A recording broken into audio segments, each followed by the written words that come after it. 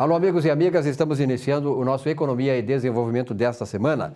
Nardon Inácio, auditores e consultores há 50 anos gerando resultados de credibilidade para seus clientes, Planalto conectando destino, conectando pessoas, Sulpetro em favor da revenda do consumidor gaúcho, Celulose Rio Grandense há 50 anos contribuindo para o desenvolvimento do estado do Rio Grande do Sul. Aliás, falando em Celulose Rio Grandense, ainda durante esse programa eu vou colocar aí no ar para vocês uma entrevista que eu fiz com o presidente Walter Lídio Nunes, da Celulose Rio Grandense. Ele que é um empresário que tem um conhecimento maravilhoso sobre o Brasil, ele viaja muito e sabe daquilo que os empresários internacionais estão pensando sobre o Brasil, sobre questões de investimentos, por que o Brasil não está dando certo, o que o Brasil tem que fazer e que nós sabemos também quantas coisas temos que fazer, inclusive essas reformas que estão aí, que acabam nem sempre saindo no tempo devido e na profundidade necessária. Bom, aqui temos também o Sindareia construindo o Rio Grande Forte. Bom, antes de mais nada, eu quero lembrar para vocês, nós tivemos o lançamento do livro sobre os 500 anos da Reforma Protestante, Ética Protestante Muda, Caráter Conformista do Brasileiro, que teve um grande sucesso na feira, está tendo uma boa comercialização, e este livro poderá ser encontrado não só na Feira do Livro, né, que vai até o dia 19 de novembro, mas também na Livraria Cameron, nos shoppings da cidade, no Aeroporto Salgado Filho, lá no IDC, Instituto de Desenvolvimento Cultural na Vicente Fontoura, e também ali na Livraria Tonel, na José de Alencar, 930, perto do Supermercado Nacional, que fica ali na José de Alencar, com o Agostinho e a Vênica. Também tendo uma grande saída no bairro Menino Deus, ali da cidade, que tem uma audiência muito grande do nosso programa.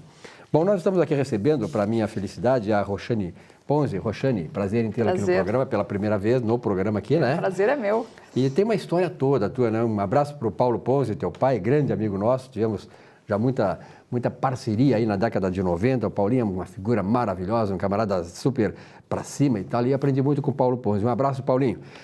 Trazer teu pai um dia desse aqui para bater um papo também, recordar os velhos tempos, né? Bom, Roxane, a questão do trânsito, né? O trânsito sempre tem muitas coisas, muitas novidades, e as pessoas muitas vezes entram em algumas ciladas que acabam sendo feitas porque elas não têm conhecimento dessas coisas. Por exemplo, multas presumidas, o que é isso? Então, essa é uma grande novidade, quer dizer, nem tão novidade, porque nós estamos falando de uma aplicação de aproximadamente há um ano e pouco. Na verdade, o que acontece? As pessoas, muitas vezes, por desconhecimento, acabam tendo a sua carteira de habilitação suspensa e continuam circulando, ou às vezes nem continuam circulando. Alguém da casa, né, dirige aquele veículo, porque o carro fica no nome, sei lá, do marido, mas a esposa dirige, a filha dirige, o filho dirige, e este veículo acaba tomando multas.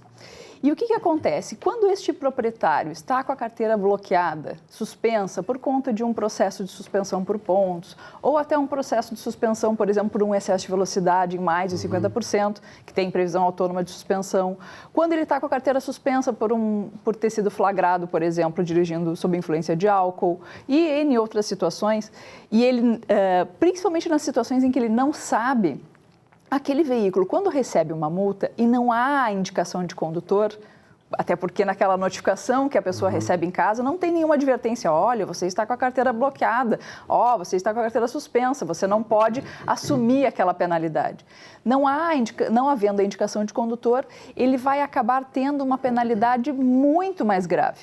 Ou seja, enquanto ele estava bloqueado, por exemplo, por conta de uma multa básica, essa, por exemplo, o excesso de pontos, né? Que antes agora era 1 mês e já passou para 6 meses. Mas vamos lá, se estivesse com a carteira suspensa por conta de 1 mês, o que acontece? Ele vai receber uma multa por dirigir com a carteira suspensa, uma multa presumida, em que o Detran, por ter o veículo dele recebido uma infração, por exemplo, de excesso de velocidade, não havendo a indicação de condutor, o Detran, presumindo que ele estava dirigindo, porque ele não apontou um real infrator, ele recebe uma multa de R$ 880, né? E, além disso, a possibilidade de se instaurar um processo de cassação. O que é a cassação de direito de dirigir? É aquela situação em que a pessoa vai ter o seu direito perdido, não é suspenso. Ou seja, ele vai ter que entregar a carteira, vai ter que ficar 2 anos sem poder dirigir, tá? E para se habilitar novamente, ele tem que fazer todo o processo de habilitação de novo. como se estivesse tirando a carteira pela primeira vez. Esses 2 anos, como é que se justificam esses 2 anos? É só penalização mesmo? É uma das penas, né? Ou seja, a cassação é aquele momento em que o Estado retira do condutor a autorização que ele tinha para dirigir. Qual é a diferença da suspensão? A suspensão é aquele caso em que a pessoa recebe uma pena, ele tem que ficar tanto tempo sem dirigir, ele entrega a carteira lá no CFC, no Centro de Formação de Condutores, terminou aquele período, né, da suspensão, ele vai lá e pega a carteira de novo. Ele vai fazer um curso de reciclagem, uma provinha e pega a carteira de novo e segue a vida normalmente. A cassação não. A cassação é a pena mais grave que hoje existe no Código de Trânsito. E ela sim é aplicada aqui por conta dessas multas presumidas. Onde é que é o grande perigo disso tudo? É justamente quando a pessoa não sabe. E por que ela não sabe? Porque está com o endereço desatualizado, né? Ou seja, é importantíssimo fazer essa atualização do endereço toda vez que a pessoa se muda, né? Não só o do veículo, tem que atualizar também a da carteira.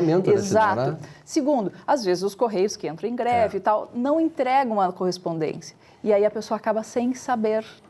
Então, o que eu acho que é importante, né, do programa fazer o trabalho institucional? Acessem o site do Detran, coloquem os dados da sua carteira de habilitação, verifiquem qual está a situação da sua carteira. Se estiver como bloqueado, atenção, deve-se procurar a autarquia para ver qual é a situação, se está bloqueado por conta de uma cassação, por conta de uma suspensão, e tomar as providências cabíveis. Não seja flagrado dirigindo com a carteira suspensa. Isso dá uma dor de cabeça imensa, fora o custo, não só o custo da multa, né? O custo de ter que ficar sem a carteira, até às vezes o custo do advogado que vai fazer a sua defesa, né? Então, talvez a grande sacada aqui seja o quê? Fazer, né, aquela consulta periódica ao site do Detran. Não confie tão somente nos correios. Eu não recebi nada. O Detran não me mandou nenhuma cartinha. Isso não te isenta de nada também, né? Não te isenta de nada. Piora a situação. Tá? Exato. E hoje o nosso Detran está com algumas facilidades também. Lá no site dele, bem no canto esquerdo, tem um link que chama Central de Serviços.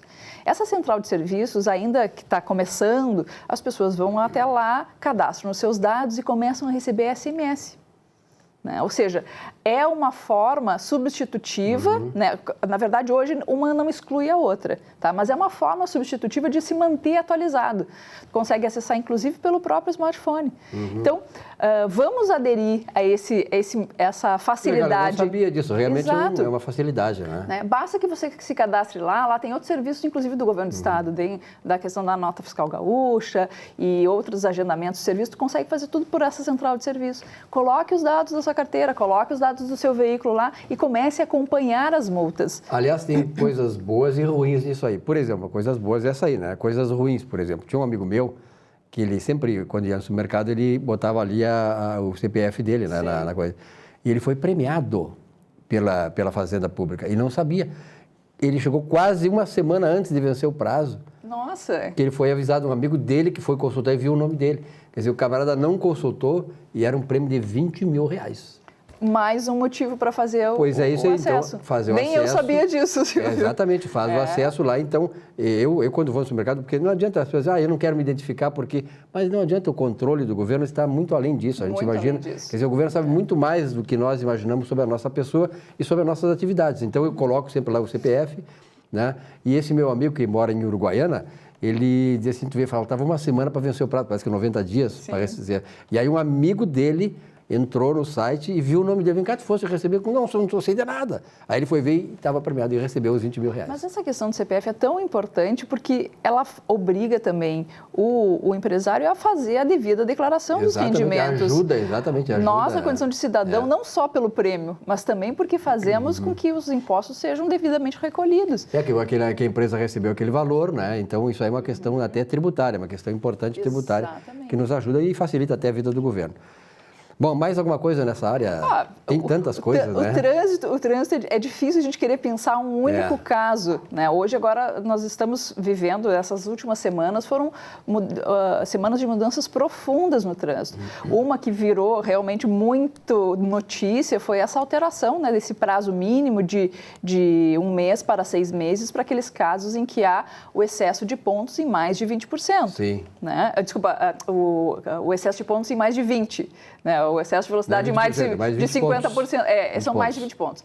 Essas situações que antes eram levadas como de menor importância, hoje, a gente, se partirmos do pressuposto que ficar 6 meses sem dirigir, é um prejuízo imenso, não só do ponto de vista econômico, mas de transtornos da vida. O cara tem até que vender o carro, né? Porque 6 meses são 6 meses, Muitas vezes, exato. Tem até que vender o carro. E geralmente aquela história de lei de Murphy acontece no pior momento da vida da pessoa.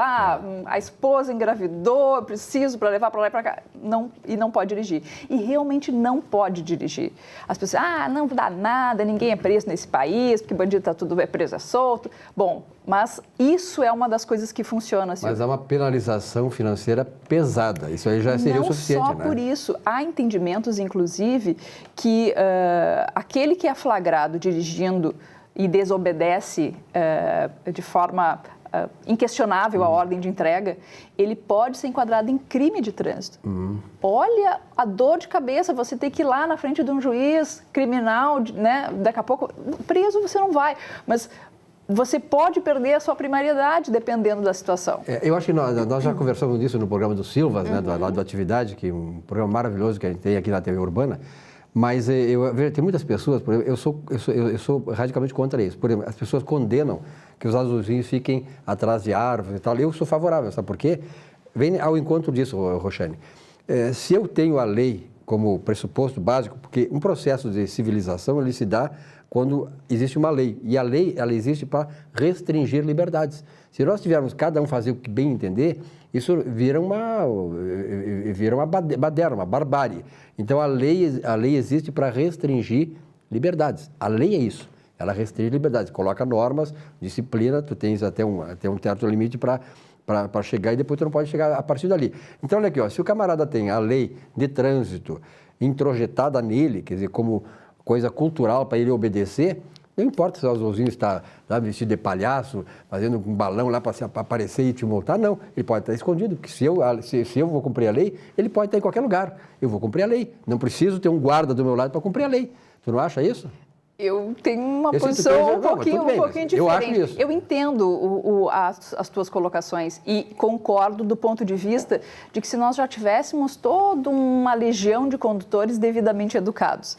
A fiscalização e a multa, ela tem, talvez, na minha opinião, um dos caráteres mais importantes, que é o educativo. Pedagógico. Então, assim, muitas vezes fala assim, olha, como é que faz uma blitz, né, de balada segura, com toda aquela parafernália e tal.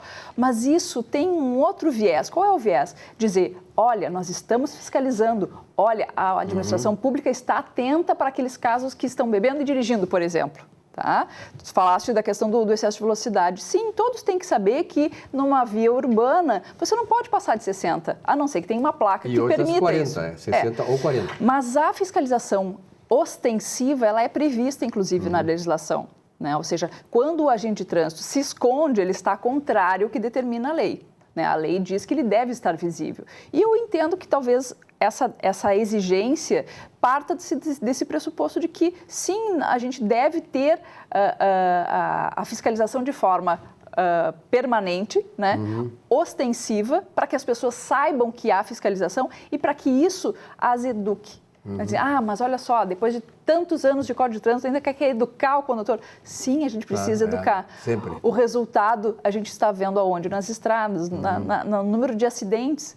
Então, nós temos um caminho muito grande ainda de formação de novos condutores que devem se preocupar com essa questão. Que eu acho que nós temos que introjetar na cultura, tem que obedecer a lei, independente disso, daquilo. Isso que eu digo sempre, por isso que eu digo assim, claro, tem esse lado, eu tenho também essa tua impressão aqui, quando há uma coisa ostensiva, aquilo ali é uma forma assim, emblemática de dizer, o Estado está aqui, está presente e tal. Isso é importante. Agora, também nós temos que saber que, não tendo aquilo ali, nós temos que obedecer à lei também. Perfeito. Né? Então, esse é o grande problema do brasileiro, que é uma sociedade que eu sempre acho, inclusive nesse livro eu falo sobre isso, que é uma sociedade extremamente permissiva.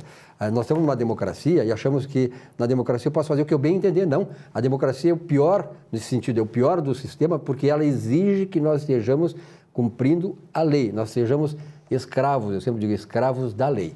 É verdade. Roxane, venha sempre mais seguido aqui, porque eu acho importante isso aí, esse assunto. Eu, por exemplo, estou cada vez mais consciente assim no dirigir, porque a Porto Alegre tem muitos, principalmente nas zonas mais próximas do centro aqui, velocidade 60, 40, muitas vezes sem querer tu passa, né? Sem querer. E a multa acaba acumulando, daqui a pouco tu está sem a carteira, né? Não é tanto a velocidade, é o maldito do smartphone. É. Esse aí é a nova praga e ele tem um potencial de causar acidentes muito grandes. Com certeza. Então, na próxima vinda da Roxane, vamos falar sobre o smartphone, o teu celular, né? Que muitas vezes a pessoa para na sinaleira, mas também ela está tendo o risco ali de ser flagrada e ser multada por estar mesmo parada, não é isso? Exatamente. Muito obrigado pela tua presença aqui. Prazer. Antes de tu ainda tem um livro de presente. Tá? Muito obrigada.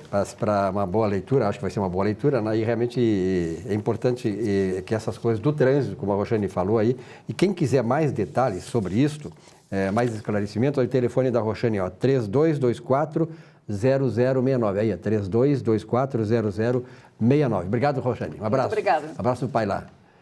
Um rápido intervalo, já voltamos.